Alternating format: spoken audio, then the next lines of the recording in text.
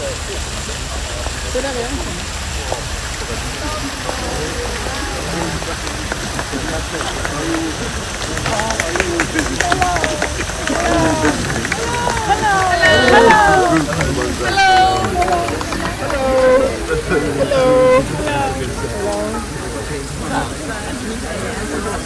save the king. God save the king.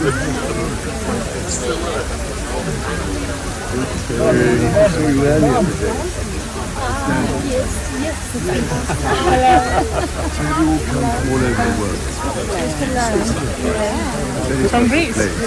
Greece. I wish I had more time to get. Hello. Are you all busy? Hello from Canada and the United So,